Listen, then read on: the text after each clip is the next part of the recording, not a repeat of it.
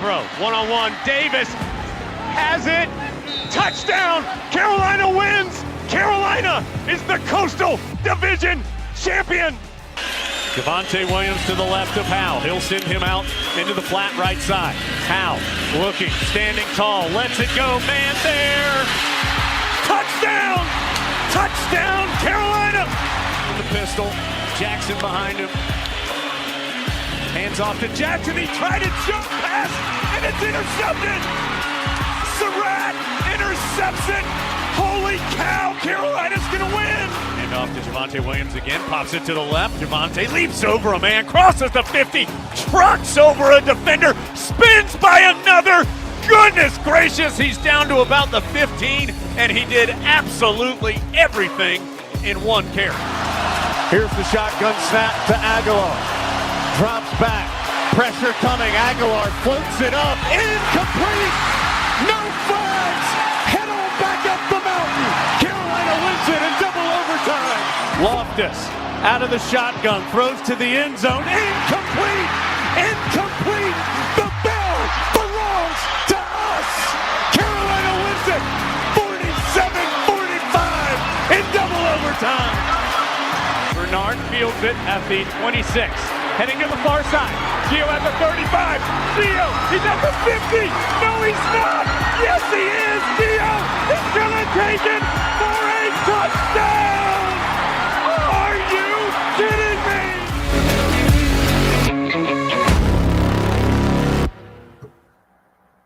What's going on, guys? Welcome into another edition of the Heel Tough Blog Podcast, coming at you on a Friday evening ahead of Carolina's trip down to Tallahassee as the Tar Heels get ready to take on the Florida State Seminoles. It's going to be another tough test for Carolina as they look to sort of reassert themselves in the quest for a bowl game.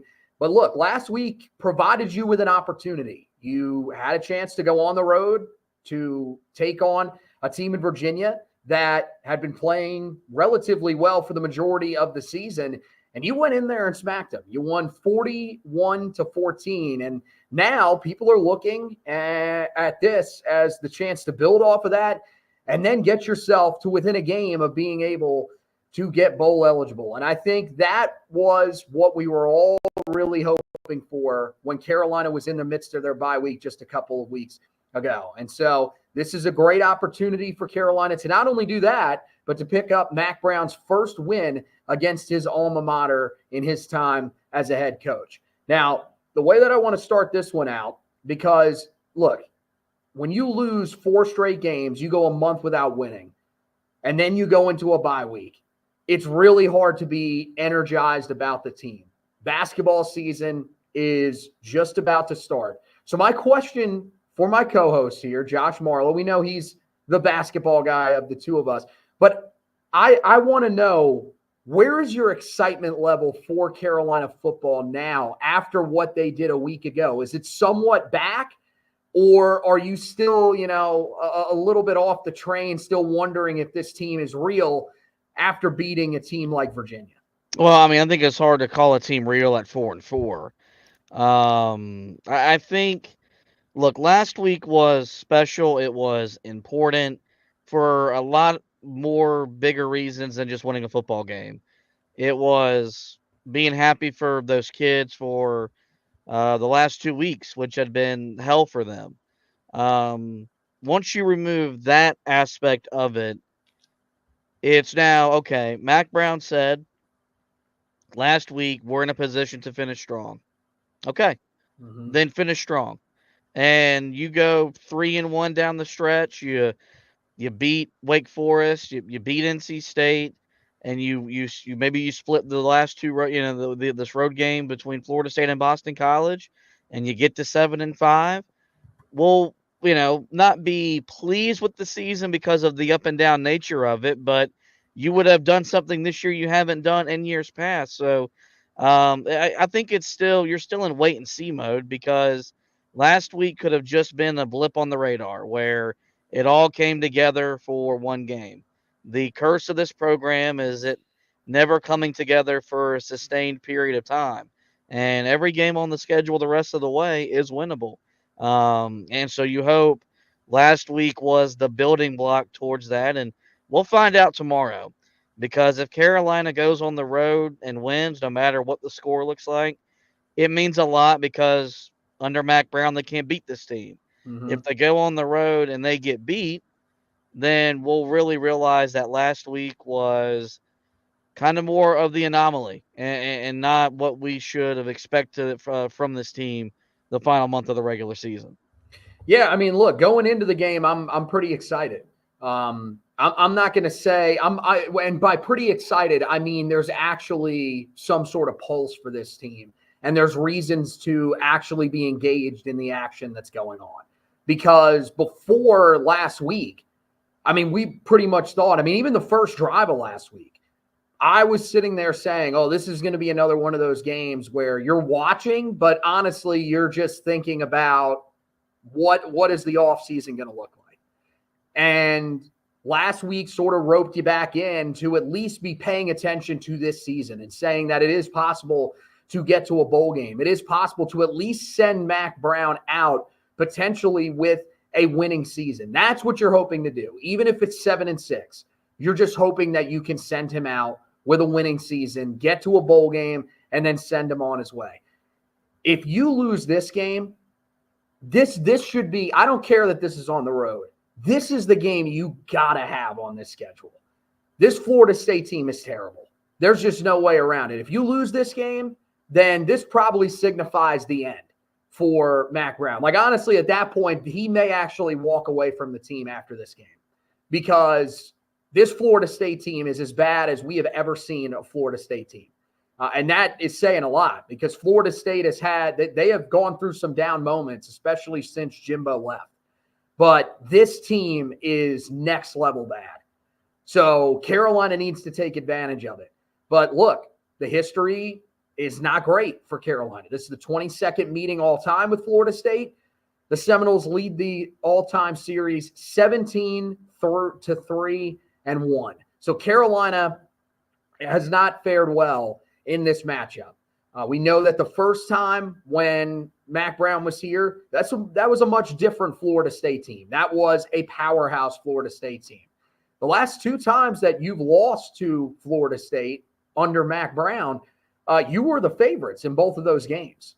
Now, you could say that in 2020, being a top 5 team going in there because it was during COVID, that was, who really how big of a favorite was Carolina, but still they were the better team in that matchup. The one at home in 22 was completely inexcusable, or 21, was completely inexcusable. Can't happen. And so this is a team that is even worse than that one that you faced in 2021. And so now you've got to find a way to win it. When it comes to this Florida State team, it's really simple. This Florida State team is 1-7, including 1-6 in conference. It has just been as bad as it can possibly get. Their one win is against Cal, and the only reason that they won that game is because Cal's kicking situation is a disaster. Speaking of disasters, their offense is one of the worst, if not the worst, that you will face all season long. And honestly, it's one of the worst in the country. It's one of the worst I've ever seen. 14.9 points per game, just 272.5 yards of total offense per game, 192.1 passing yards per game, and a dismal 80.4 rushing yards per game. Quarterback has been a disaster. Everybody that has followed the ACC even remotely this season knows that they went with DJU out of the gate. He ends up getting hurt. Looks like he's done for the season. That means that they have to turn to Brock Glenn, who played in the ACC championship game last year. But you're seeing why he was a guy that they didn't have a lot of trust in and why they went out and got DJU. He's completing less than 45% of his passes. He has 3 touchdowns, 3 interceptions. And then Luke Cromenhoek, who is their true freshman, I mean, he got some action. He's gotten some action in the last 2 games. 9 of 21, 80 yards, no touchdowns, no interceptions. So another guy that's struggling to complete the football. Their running game, not really a strength either. They lost Roydell Williams for the season. That means that Lawrence Toafili, who really is their bigger back and a guy that a year ago they used a lot in the red zone, and he's been solid, but he's only averaging 4 yards per carry. He's only found the end zone twice. Cam Davis is their other running back there. He's taken 38 carries, turned that into just 131 yards, and hasn't found the end zone. So that running game, which has always seemed to be a strength of Florida State, especially when they've been good, really has not been able to do anything. They do have a couple of receivers that are dangerous if you can get them the ball. Ja'Kai Douglas, so far this season, averaging 16.7 yards per catch and 2 touchdowns. He's been productive when he's had the ball in his hands. Malik Benson's been solid as well, 22 catches, 252 yards, and a touchdown. But really outside of that, it's a lot of random guys that are just kind of sprinkled in there that at times have shown flashes but haven't been able to make anything consistent. And then when you get to their offensive line, look, I don't know if it's nearly as bad as the one that you played a week ago.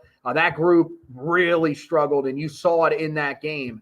But this is a group that has 5 guys right now this season that have allowed at least 10 quarterback pressures. So this is a group that's not really grading out all that well. And run blocking, you've got some guys that have been solid, especially their tackles, but a lot of their interior guys are struggling in run blocking scenarios. So this, it piles up to one of the weaker offenses that Carolina has faced. And this is where, after a great performance last week against an offense that really wasn't that terrible in Virginia, especially throwing the football, now you're going up against an offense that can't really do anything. This is where this Tar Heel defense has to show out. Now, you look at Florida State and their struggles offensively. It's a combination of injuries and what happens when you go portaling and you go portaling wrong. Last year, Florida State built a team that went undefeated in the regular season and won the ACC through the portal. Mike Norvell tried to replicate that same success. Hasn't been the case. It's all been downhill. They lack confidence. They lack conviction. And when you watch Florida State, they really lack the athletes that you're used to seeing that Seminole program run out on the football field every Saturday. So this should be a game that, with Carolina coming off their best defensive performance of the season, they should build off of that. And no, I'm not saying record double-digit sacks and double-digit tackles for loss, but this should not be a game that Carolina finds themselves in a shootout. Like, this should be a game that Carolina scores 24 points. You should feel comfortable that you can win the ball game. Just given how bad this Florida State offense has been. And so, I think that'll be a telltale sign about what last week was. If Carolina's defense replicates the same type of success and they're limiting explosive plays, they're getting pressure on the quarterback, they're forcing 3-and-outs and punts, then we can maybe start to say that, hey, they turned the corner during that bye week. If this is a game where it's 38-35 with 4 minutes to go in the fourth quarter, then it's going to be pretty frustrating because we'll have our answer about what last week truly was. So I think that's the most interesting thing to see because Carolina should be able to dictate this game on the defensive side of the football, something we haven't said very often in Mac Brown's second stint in Chapel Hill. Well, you move to the defensive side of the ball for Florida State, 26.4 points per game allowed, 379.4 yards of total offense allowed to opponents, 200.1, through the air, 179.3 on the ground. You can see there it's very clear what their strength and what their weakness is. This is a team that is pretty solid against the pass. They really struggle against the run, and that should work out well for Carolina. You've got one of the nation's best running backs in Amarian Hampton. He's having a tremendous season that really isn't going to be talked about enough because his team simply hasn't performed well enough. We saw last week that when Carolina leans on the run game, they have a lot of success. And you look at this linebacking core for Florida State, it is not a strong unit. DJ Lundy has really struggled throughout this year. They've tried rotating other guys in, and some of those guys have looked solid. But the thing is that, this is still an area where Carolina should look to attack. The defensive line for Florida State, it's okay, but it's nowhere near as good as it was expected to be. They went out, they got some guys to put alongside Patrick Payton. Patrick Payton, first of all, has not really been all that good so far this year. Grades out as one of the worst defensive ends, in college football so far this year. Just 12 total pressures the entire season. Now, the thing is that when he gets to the quarterback, he does finish plays, or really when he gets in the backfield, he finishes plays. He has 8 tackles for loss, 4 sacks, but it's just not consistent pressure that he's been able to get on the quarterback. That's something that, hopefully Carolina's tackles are able to sort of help out and match. So we'll see ultimately what they end up doing. And then, the interior of the group, they went out, they got a few transfers, guys like Darrell Jackson Jr., who have been, again, solid, but not nearly the type of, had nearly the impact that they thought that they were going to have. Then you go to their defensive backfield. That's really the strength of this unit. You've got 2 really good corners. You've got Azare Thomas and then Fentrell Cypress, the Virginia transfer. He's been solid. Now, he has let up, 242 yards and 2 touchdowns in coverage, but Thomas has been sensational. Just 120 yards allowed, only 13 receptions allowed the entire season. So, look, this is a very solid group. There's no doubt about that. This is one that will test Carolina a little bit, but still, this is a group that has not performed up to the standard that they set last year and that they were hoping to continue on to this year. So there still are some holes, especially that run defense that Carolina should be able to attack. Yeah, no, Carolina should want to run the football 35 plus times in this game. Wear down that defensive front that's all but maybe thrown in the towel on the year, and really just control the line of scrimmage. I think the passing game has taken. I think it took a step forward last week. You had J.J. Jones with a career high. You had some other guys step up and make plays.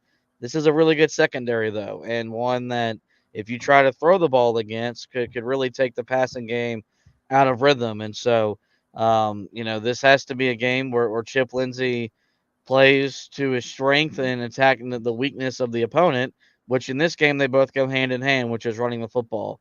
And so expect to see a heavy dose of Amarian Hampton. Hopefully, I would hope 4 to 6 design runs for Jacoby Criswell, get Davion Goss involved as well, because I think the more Carolina runs the football, they'll wear down that defensive line and by the second half really be able to control the game and open up big runs in the running game, which I think will be the best way to put a path to victory. Yeah, you move on to the special teams group. This is one of the more dangerous groups that we've seen that Carolina is going to face, because you've got a really solid field goal kicker in Ryan Fitzgerald. So far, perfect on the season, 9 of 9. Only had 10 extra point attempts. So the thing is, they haven't been able to use him nearly as much as they would like. They have the best punter in the conference in Alex Mastromano. Now, he's gotten plenty of work, so it makes a lot of sense. But when you're averaging 49.6 yards per punt, you're pretty good. Their biggest weakness is probably punt returner, but it's just because they really don't return the ball a lot. LaWayne McCoy is the guy that's back there returning. He has 5 returns, and he's netted 3 yards the whole season. So that's the biggest issue that they probably have. But they have an electric kick returner, and this was an area where Carolina struggled a year ago. Samuel Singleton Jr., he's returned 7 kicks so far this year for an average of 33.1 yards and has found the end zone. So Carolina's got to be very careful when it comes to him, because that's an area where, especially against a team like this, where offensively they struggle, you don't want to give them a cheap touchdown on special teams. Let's move to the Tar Heel storylines for this game. We kind of mentioned this when we talked about the offense for Florida State. This defense this has to be a game where you build off of that performance against Virginia. And again, the biggest thing that we talked about on Monday when we recapped this game was that this looked like a crew that had new life. One, because of the bye week, but two, because your defensive line got back its best player at full strength. That's the thing. He was out there the final 2 games before the bye week, but Kamen Rucker was not the same guy. Last week, that was the Kamen Rucker that we've come to know and love. That's a guy that is an animal that gets after the quarterback. I mean, multiple draft analysts breaking down just how dominant of a performance he put together. Some of the moves that he was making are moves that you see from some of the best pass rushers in the league. And so now, if he is back to 100% and he can stay there for the majority of the season, this is the one thing about him missing time early in the year is it allows him to still have a lot left in the tank here as we come down the stretch of the season. I think once again in this game, it's all going to start up front. And I feel a lot better here now with where Carolina's defensive line is at with Kamen Rucker healthy than I felt when we went into that bye week and we're looking at that group that have really just gotten worn down by those previous 4 opponents. Yeah, I mean, Kamen just sets the tone because he's such a intense competitor that you have no choice but to meet him at his level. And so, and we've seen some guys individually during the losing streak play well. Like you had seen Travis Shaw really step up. Javari Ritzy, though, comes back last week and looks like the Javari Ritzy from the first 3 games. Bo Atkinson finally decided to play in 2024. It just all came together for the first time for that group. Like even the first 3 weeks, the group statistically was playing well, but it was individuals playing well. And it felt like for the first time all year, last week, it was the whole unit was thriving and they were, keeping their gap integrity and doing what they were asked to do and winning their one-on-ones. And even when they were getting double teamed, impacting the game in that scenario. So, this is a worst offense in Florida State. So Carolina should be able to do some of the things they did last week. And I think you want to see Jeff Collins keep the aggression, send the blitzes, because I think that just instilled a confidence in their players saying, I trust you're going to do your job. So I'm going to send more guys than they can block. And you saw the results of that. And so I'm really hoping that this defense doesn't take a step back, because if this was a vintage Florida State offense and Carolina gave up 38 points and 400 yards, wouldn't bat an eye. Yep. That's not the case, man. This should be a game that, like I mentioned, Carolina should be able to win, scoring 24, 28 points, because Florida State's offense has proven to be inept all year long. Yeah, and one thing that I want to see that we saw for the first time really since, in my opinion, the Charlotte game, because I don't remember a lot of it against NC Central, you saw the aggression. And I get it. This secondary has had its rough moments. There's no doubt about it. I still don't trust that part of this defense because I don't think they were tested a lot last week. And if you get a better offensive line that can, match what the defensive line is throwing at them, and even if it's just, 50%, winning for Carolina's defensive line, 50% in the other direction on some reps, yeah, there's a good chance that this secondary could get carved up. I want to see that aggression from Jeff Collins. You need to be aggressive as a play caller. You need to blitz these quarterbacks, because when you did it in the first 2 weeks of the season, it threw those guys off. Yeah, there were moments where Charlotte carved you up, but that was also part of the reason why your defense was able to get off the field. It was a big reason why you had success against Minnesota. That disappeared, especially after the James Madison game. Carolina just said, we can't be aggressive. We have to be incredibly conservative. You saw last week, you blitzed a guy that coming into that game, his previous 4 games, he had been tremendous. He had not turned the football over. He had given Virginia a chance to win every one of those games against some really good opponents. And so I think that needs to be a sign to Jeff Collins that I need to bring that element back to my defense, because that was what he sold us on coming into the season, was that this was going to be an aggressive group. And it has to be, because I just don't know if some of these guys right now are talented enough to win their one-on-one matchups week in and week out. When you start throwing more pressure at these guys, I think that's only going to help you, especially when you got a quarterback room that is struggling the way that Florida State's is. Now you go to the other side of the ball, and offensively, I think you start by talking about Jacoby Criswell, because this offense has started to flourish in the last couple of games because Jacoby Criswell has really found a rhythm.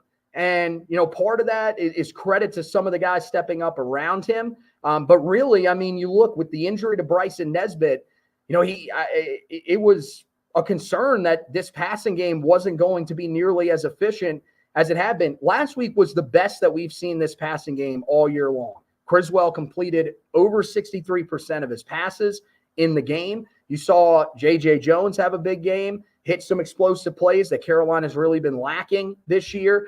And, Nate McCullum woke back up once again. You need him to be a consistent guy moving forward.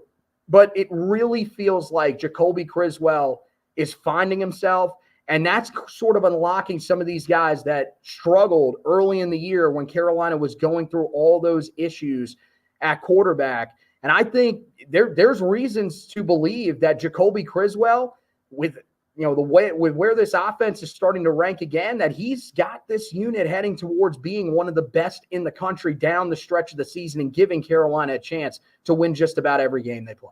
Yeah, I'll reiterate what I said after the Virginia game. Jacoby Criswell hasn't been the problem during Carolina's losing streak. I know we live in a world where we praise the quarterback for the wins and blame the quarterback for the losses, and his turnovers played a part in the losses, but he was just put at a disadvantage every single week. He finally played well and got rewarded with it, with the big-time win on the road. We'll never know what that does for his confidence level. And you'll probably see the best version of himself once again on Saturday. And I think more than anything, when you look to the future, I think he's really making the case for him to be this team's quarterback next year and be the bridge to the Bryce Baker, assuming he doesn't decommit, as his recruiting comes forward, to be the guy that's that bridge quarterback to what you're hoping is your next program great. And so I think Jacoby will be able to build off what he did last week, because he'll finally be confident in his abilities. The wide receiver position is coming along. You're getting guys stepping up and making plays. And we know that Carolina can run the football as well as any team in the conference. So I expect Jacoby Criswell to have another big-time performance tomorrow afternoon. Yeah, same thing for me, and I said it on Monday. That win was big for a lot of guys.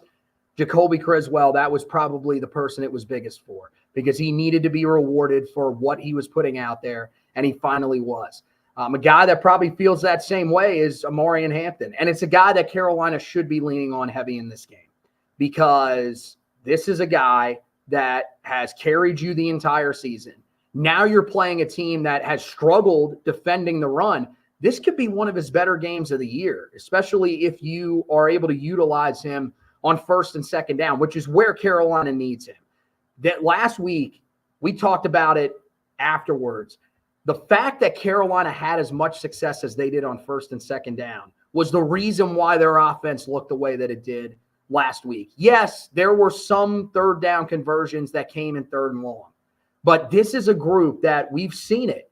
Teams are teeing off on Jacoby Criswell when it's third and long. They know, send 7. He's a guy that's not great throwing off his back foot, because he hasn't been in, enough of those situations to know what to do in those moments. You need to have that success on early downs again in this game, and really for the rest of the season.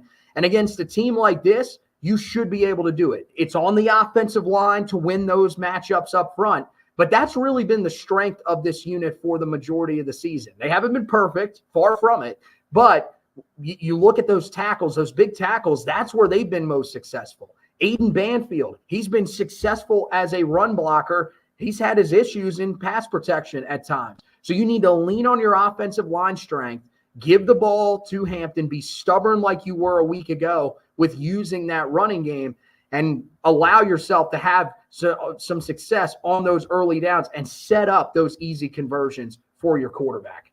Yeah, I think that's going to be the game plan.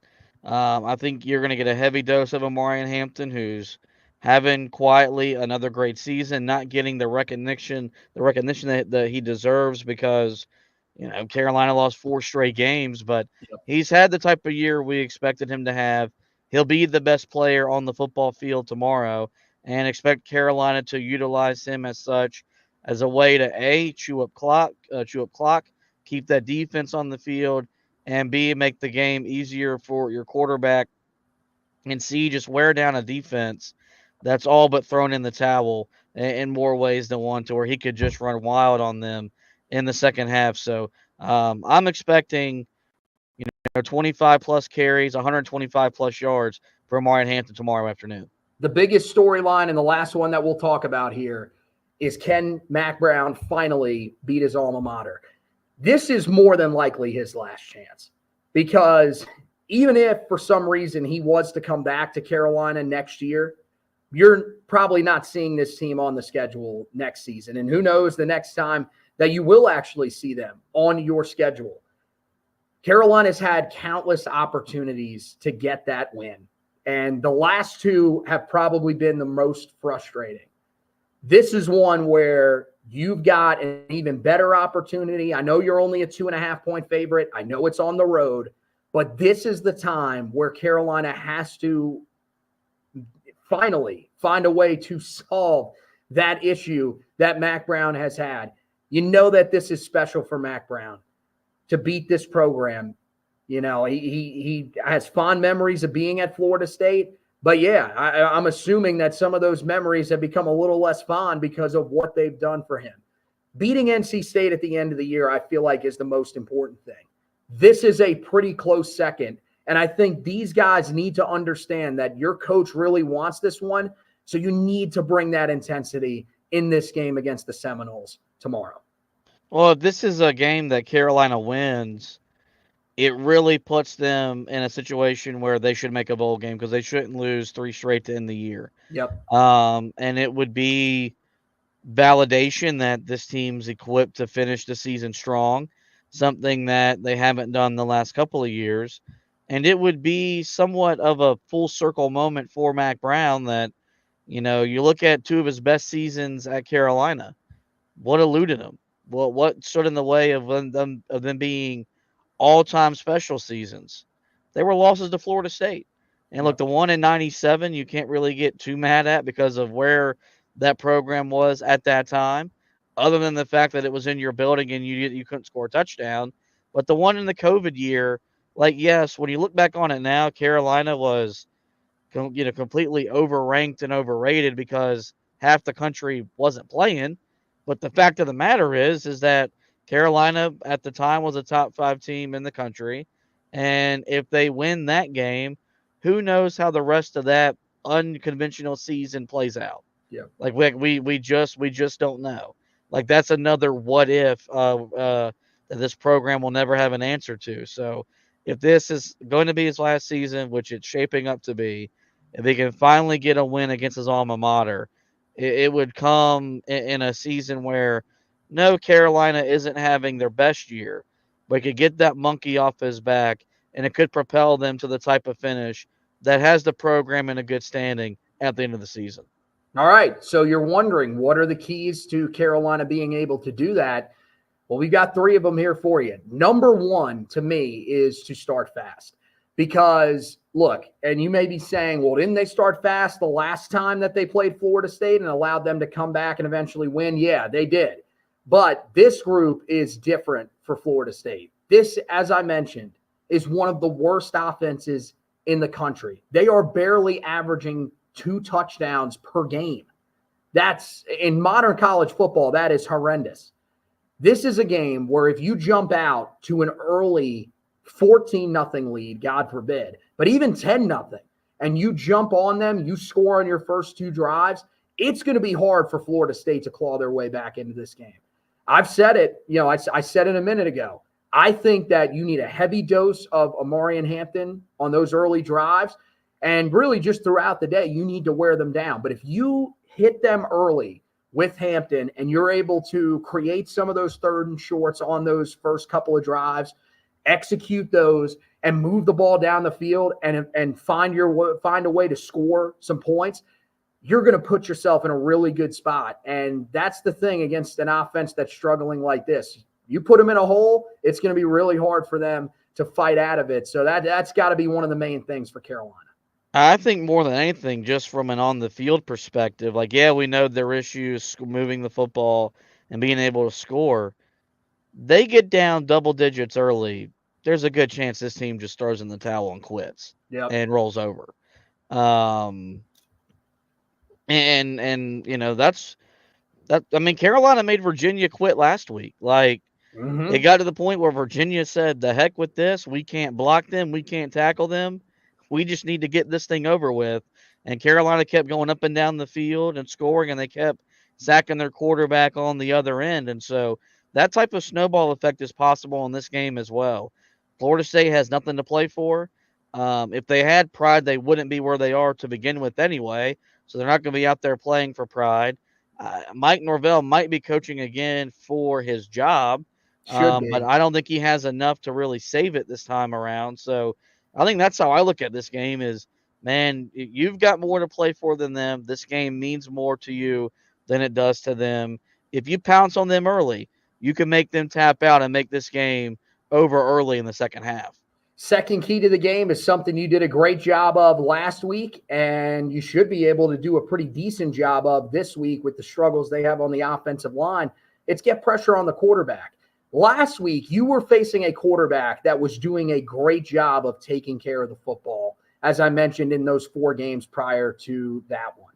Now you're facing a group of quarterbacks, whoever it is, that in Brock Glenn hasn't taken care of the football, and in Luke Kromenhoek has not really had to take care of the football because he hasn't been in there a lot. So if they throw him out there, then Carolina, I mean, either way, getting pressure on these quarterbacks could lead to mistakes, turnovers, all throws, whatever. And that's going to allow your defense to have plenty of success. You create a few turnovers in this game, it could be a lot like last week. There's a chance that you can make it ugly. But it's also important where if you are, for some reason, in a close game and you can force a key turnover or two, that could be the difference between you winning and losing a game. So I think that's one of the biggest things. If your defensive front can get pressure on these quarterbacks, you're going to force them into errors. Yeah, most definitely. I think it comes down to the players executing the game plan, but I think the game plan needs to be what you saw last week. And to be honest with you, that should be Carolina's game plan the rest of the year. Like, we've got this the saying now after Tylee Craft's passing, keep swinging. Man, if we're going to go down, let's go down playing aggressive.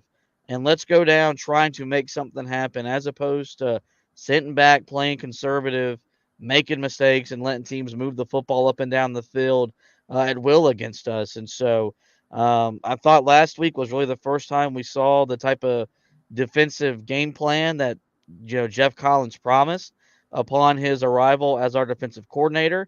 He's trying to rebrand his coaching profile anyway. So now let's do it again and see if they can stop it. And if you're not having the same level of execution, then of course you make adjustments. But for me, I have no reason to believe that if Carolina is even half as aggressive as they were last week against tomorrow, Florida State's going to have trouble blocking them. They're going to make mistakes, and then Carolina's going to be able to capitalize on them. So, I want to see that same level of aggression because I think it'll lead to the same type of results we saw a week ago. Yeah, it's a great point. That's why I want Jeff Collins to remain aggressive, especially in this game. The third key to the game, limit mistakes. So there's a multitude of different things that this could mean. This could mean penalties. You take a significant amount of penalties. Florida State somehow stays out of penalty trouble. all of a sudden, that could be the difference between a close game and a game like last week. Turnovers, another big thing. We've seen that throughout the year. That's one area that, last week, Jacoby Criswell did a really good job of cleaning up. But it's not just him. We've seen Carolina receivers have issues with fumbles and stuff like that. Just play a clean game in this one, because if you do, I look at these teams right now and you clearly have the advantage. The will factor as well, I think, will weigh into this game. There's no question about that. And so to me, as long as you don't give them some of these opportunities that we've seen Carolina give some teams earlier on this year, I think there's a good chance that you will be the team that comes out victorious when it's all said and done. It's amazing what happens when you go on the road and you play clean football. When you look at Carolina's losses, penalties, turnovers have played a factor in them. Yep. That wasn't an issue last week, and look at the result. Carolina put in their best performance of the season. If you commit stupid penalties and it impacts field position, if you turn the football over, it might give this team some hope. And for a lot of these Florida State guys, they're playing for their future, whether it's at Florida State or at another program. And so there will be some motivation to put some good tape on film. And, if Mike Norvell is going to stay there next year, there might be a deep cleansing of his roster. You got to figure out who wants to be there and who doesn't. And so for Carolina, if you limit the pre-snap penalties, if you don't ask Jacoby Criswell to put the ball in harm's way, and you don't make mistakes on special teams, then I think there's a recipe there where Carolina wins this game and wins this game rather comfortably. If not, if you put yourself behind the chains because of pre-snap penalties, if you get yourself in a shootout where Jacoby Criswell has to start making throws, he might throw an interception or two. That's just the nature of the game. Then This might go a different way. And so Carolina is the better team. They're the better coach team. And that needs to be evident on the field tomorrow. All right, let's move into our predictions for this game. 3:30 game on ACC Network tomorrow. What do you see happening? Yeah, when we went through the schedule back in August, this is where I had Carolina slipping up for the first time. Yeah. Neither of these teams are in the place I thought they were going to be. Carolina's often undefeated, and Florida State's not, fighting for a spot in the college football playoff.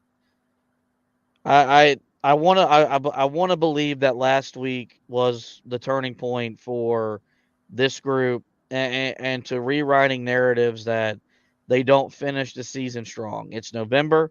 You're in the home stretch. You've got a bye week after the week anyway. So there's no reason for you to not go all out, because you'll get a chance to heal your body back up. This game means more to Mac Brown. This game means more to Carolina. I think the death of Tylee Kraft is going to be a rallying point for this team down the stretch. I think Carolina keeps swinging. I think they knock out Florida State. They beat the Noles on the road tomorrow, 28-17. Yeah, look, this was a game that, when we looked at it on the schedule before the season, this was the only game that we thought Carolina was guaranteed to lose, because we thought that this was a team. I think both of us had them second in the conference, right? I know I did. I had them second behind Clemson. I thought they'd be in Charlotte. They are nowhere close to Charlotte. The closest they're going to get to Charlotte is flying over it at this point, because this team is probably the most disappointing team in the entire country this year. It is just a complete disaster there. They're a team that, like you said, you start fast, you can break this team's will. They're playing for nothing. They don't have a bowl game that they can get into. Even last week, that was something they were still fighting for. Now that's over. They are one of the worst teams in all of college football. And so this is a game that I classify as a you better win it. You better win this one. Because if you don't, then, honestly, how does anybody look at the rest of the season and think that you're winning a game? This is the easiest opponent that you have remaining. I know it's a road game. I know it's a team and a program that you have not had a lot of success against. But this is one of those games where Carolina needs to come prepared and ready because if they don't, then it could be one of those games that you're left scratching your head. Carolina's had these losses the last few years. I don't think this is one of those spots. Now, I don't think this is going to be the prettiest game. I think we've seen it. A lot of the games that Florida State plays, especially against competition that's similar to Carolina, you get some of these ugly games. But I think Carolina does enough to get the victory in this one. I think it'll be a solid defensive performance, not nearly as good as a week ago. But I think the running game for Carolina and a much more efficient Jacoby Criswell will be the difference in this one. I like Carolina to win it 27-21 over Florida State tomorrow. So once again, 3:30 ACC Network will be the game. I am working again tomorrow night, and especially with it being a 3:30 game, it's definitely going to be harder to get a recap up of that one. But I will be writing, while we're in the middle of the game, everything like that. So I'll keep you up to date on everything that is going on, and then hopefully have that recap for you early on Sunday morning. Maybe I'll see if I can carve out a little bit of time, maybe during halftime of the Hornets game. I can give you guys my initial reactions to the game. We did that video again last week. You guys loved it, ate it up. So hopefully I do get a chance to do that for you so I can at least give you some sort of instant reaction to what happens for Carolina. And then, of course, throughout the rest of the season, we'll have you prepared. Another bye week this close. There's no midseason grades, so we're just going to see. I think there's probably going to be some stuff that we'll find out about, injuries, of course. Mac Brown won't speak to the media on Monday. Again, he'll wait till the next Monday, but there should still be some sort of update, especially now as we get towards the end of the season. You'll start seeing some guys where if they feel like the injury is severe enough, they'll probably make the announcement that they're out for the season. So any updates on that kind of stuff, and it could be another big week of news around the recruiting trail. Carolina's offered 2 new guys in the class of 2025. So even with Mac Brown looking like he could potentially be on his way out, this staff is still recruiting to try to put together some sort of class for themselves if Mac Brown does end up staying, or to help the next group that comes in. So we'll keep you up to date on all of that stuff on the website. And then, of course, next week, it's going to be heavy basketball. We're going to be hitting it. Monday, Carolina starts the season against Elon at home. Then on Friday, they go on the road to take on Kansas. So right there, those are 2 massive games for Carolina right out of the gate. Home opener to start the season, and then on the road, one of the toughest tests that you're going to have all season long. So we will be all over that. Right now, there's plenty of stuff that you guys can check out season preview-wise. We have us previewing the season. We have Michael Norwood previewing the season, Joe Barry previewing the season. Plenty of other guests, Debbie Antonelli also in there, and plenty more that will be on the way here as we go throughout the season. Of course, we are going to have the edition of the podcast previewing the Elon game. That'll be up tomorrow night after the football game is over. So keep an eye out for all of that stuff. We do have the page on the website where you can go for both podcasts, but the easiest thing to do for both podcasts is to go wherever you listen to your podcast, hit the subscribe button so you don't miss any editions of either show. Best thing to do for the articles, that we're going to have all the latest information for you guys. So we suggest every morning that you wake up, head over to the Heel Tough blog website and check out what's on there. It'll be the latest Tar Heel football and basketball news and opinions for you guys. So we always encourage you to do that. But that's going to wrap it up for tonight's edition of the podcast. Want to thank you guys for watching and listening. I want to thank Josh for hosting with me. And as always, go Tar Heel.